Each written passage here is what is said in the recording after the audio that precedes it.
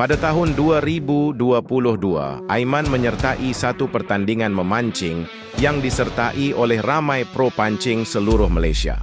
Mereka semua bertarung hebat untuk memenangi hadiah beras tempatan 100 kilo dan wang tunai RM500,000. Masa inilah semua gear pancing branded keluar, Shimano, Daiwa sampai Abu Garcia.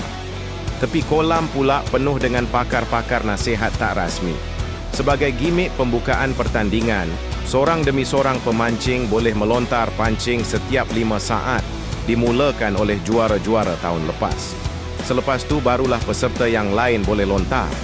Lepas je kiraan masa, juara 2021 buka gelanggang. Bunyi lontaran dia.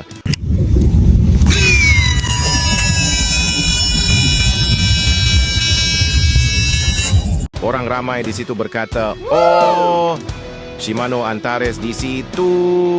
Pemenang 2020 pula step in. Dia pun melontar pancing. Bunyi.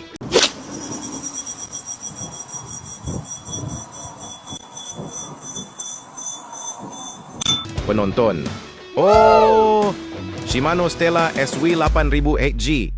Habis pro semua buat lontar sampai giliran si Aiman. Dengan penuh debaran, dia tarik nafas panjang, hayun kuat-kuat.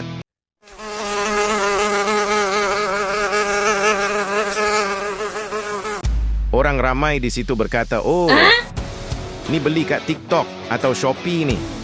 Free shipping sekali."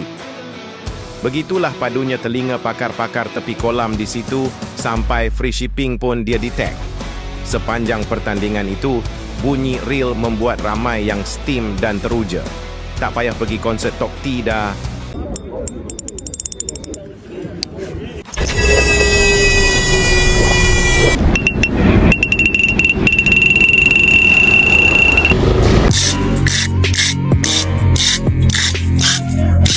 Beberapa jam kemudian, bekas pemenang kedua berjaya strike. Bunyi jeritan drag dia syahdu sungguh. Bekas pemenang kedua pun memaling muka ke belakang melihat orang ramai yang merasa kagum. Kemudian dia dengan bangganya berkata, "Abang Shimano Stella SW hadir." Tak lama lepas tu, peserta nombor 47 pula dapat ikan hampir 10 kilogram. Masa tarik naik, satu kolam senyap dengar bunyi pancing dia.